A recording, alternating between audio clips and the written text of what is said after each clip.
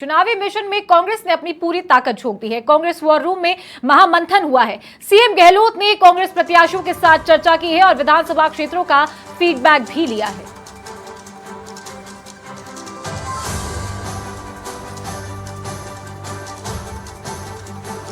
तो Congress war room में प्रत्याशियों के साथ चुनावी मिशन को लेकर महामंथन किया गया। कांग्रेस के सभी सियासी दिग्गज सेंट्रल वॉर रूम में मौजूद रहे और इसी के साथ मुख्यमंत्री अशोक गहलोत ने प्रत्याशियों से विधानसभा क्षेत्रों का चुनावी फीडबैक लिया है और साथ ही जन कल्याणकारी योजनाएं और कांग्रेस के द्वारा लाई गई 7 गारंटियों के बारे में जनता को बताने का आह्वान किया और जनता के बीच जाने का भी आह्वान किया। इसी के साथ कांग्रेस अपने चुनावी मिशन में जुट गई है।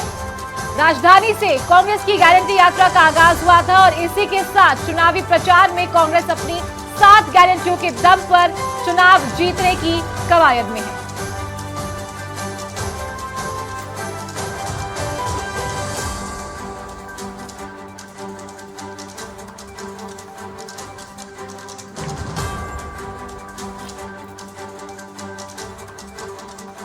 तो कांग्रेस वॉर रूम में प्रत्याशियों के साथ में महामंथन किया गया था। सीएम गहलोत ने सभी प्रत्याशियों से फीडबैक लिया है और इसी के साथ कांग्रेस को मजबूत करने के लिए और विधानसभा चुनाव में सत्ता में सरकार बनाने के लिए, सरकार रिपीट करने के लिए जनता से वोट की अपील करने के लिए कवायद में प्रत्याशियों को हर संभव प्रयास करने के लिए बताया गया, चर्चा की गई और इसी के साथ मुख्यमंत्री अशोक गहलोत भी अपने चुनावी दौरों पर है। प्रत्याशियों के विधानसभा क्षेत्र में जाकर वोट के लिए अपील करते हैं और उन्हीं के समर्थन में जनता को संबोधित भी करते हैं।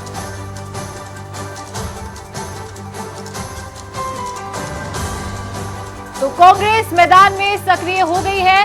प्रत्याशियों के साथ लगातार फीडबैक लिया जा रहा है और आला कमान प्रत्याशियों के साथ चुनाव प्रचार करते नजर आ रहे हैं। मुख्यमंत्री अशोक गहलोत खुद विधानसभा क्षेत्रों में जाकर चुनावी दौरे कर रहे हैं और अधिक जानकारी के लिए हमारे सहयोगी दिनेश कसाना फोन लाइन पर कनेक्ट है। दिनेश, कल कांग्रेस वॉर रूम में महामंथन हुआ है प्रत्याशियों के साथ, क्या कुछ उन्हें बताया गया है चुनावों को लेकर और फीडबैक उनसे लिया गया? देखिए, कल शाम मुख्यमंत्री अशोक गहलोत कांग्रेस वॉर रूम पहुंचे थे और कांग्रेस वॉर रूम में कांग्रेस चुनाव की पूरी स्ट्रेटेजी पार्टी की ओर से तैयार की जाती है और वहां पर बैठकर पूरी रणनीति और जो सेंट्रल वॉर रूम संचालित किया गया है उसके अध्यक्ष थे शशिकांत सेंथिल, उसके जो कन्वीनर बनाए गए हैं जसवंत गुर्जर है, कैप्टन अरविंद है, लोकेश शर्मा है, ये तमाम वहां पर मौजूद थे।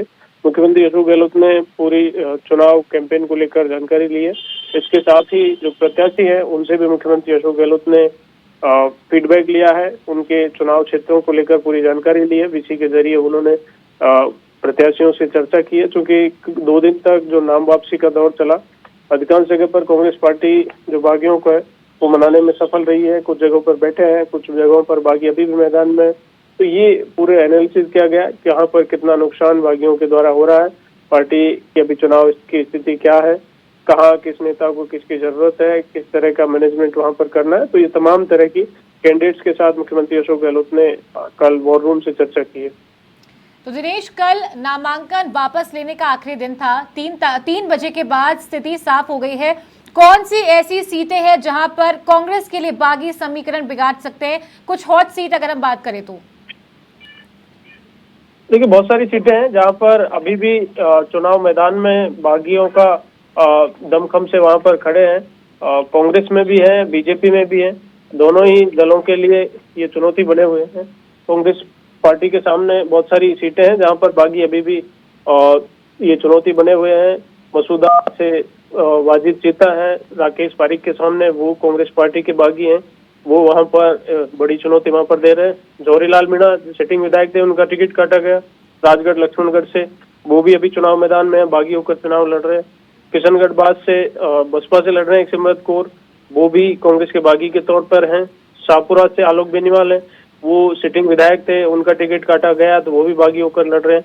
मुख्यमंत्री के नजदीकी थे और जिनको एक बोर्ड में डायरेक्टर बनाया गया था, सुनील परियार, वो सिवाना से चुनाव मैदान में। खिलाड़ीलाल बैरवा जो एससी आयोग के अध्यक्ष थे और सिटिंग विधायक थे, उनका टिकट काट दिया गया था, तो वो भी बागी होकर चुनाव मैदान में बसेड़ी से, वो भी मजबूती से वहां पर चुनाव लड़ रहे हैं। और वीरेंद्र बेनीवाल है, पूर्व मंत्री हैं लूणकरण सर से, उनको वहां पर दूसरे कैंडिडेट को टिकट दिया गया है। ऐसे में वीरेंद्र बेनीवाल भी निर्दलीय प्रत्याशी के तौर पर चुनाव मैदान में।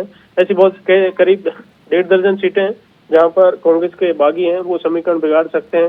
तो दिनेश का ये कहना ठीक होगा, क्योंकि मान मनोबल का दौर लगातार 3 दिन से जारी था, नामांकन के आखिरी दिन के बाद से, यानी कि 6 तारीख के बाद से 9 तारीख तक 3 बजे तक, तो कांग्रेस कहीं ना कहीं असफल रही है बागियों को मनाने के लिए, नामांकन वापस लेने के लिए। देखिए, कुछ जगह पर सफल रही है, कुछ जगह पर पार्टी को सफलता नहीं मिली। अभी भी बातचीत का दौर जारी है कि वो अपना, चूंकि नाम वापसी का दौर तो चला गया है जी, समय निकल गया है, लेकिन अभी भी सरेंडर कर दें, अन्यथा पार्टी की ओर से उन पर एक्शन लिया जाएगा। और अब अनुशासनहीनता की जो कार्रवाई है वह पार्टी की ओर से की जाएगी। 6 साल के लिए बर्खास्त किए जाते हैं जो पार्टी के खिलाफ जाकर चुनाव लड़ रहे हैं, तो ये आगे की प्रोसेस है, वो अब शुरू होगी। हालांकि कुछ जगह पर पार्टी कुछ बागियों को मनाने में सफल रही है, कुछ जगहों पर प्रकाश चौधरी चित्तौड़ से उनको मनाने में सफल रही है, और भी कई जगह हैं जहां पर पार्टी की ओर से उनसे बातचीत की गई और वो बैठे भी हैं। तो कुछ जगहों पर अभी भी चुनौती बने हुए हैं, लेकिन अब पार्टी की ओर से उन पर एक्शन किया जाएगा।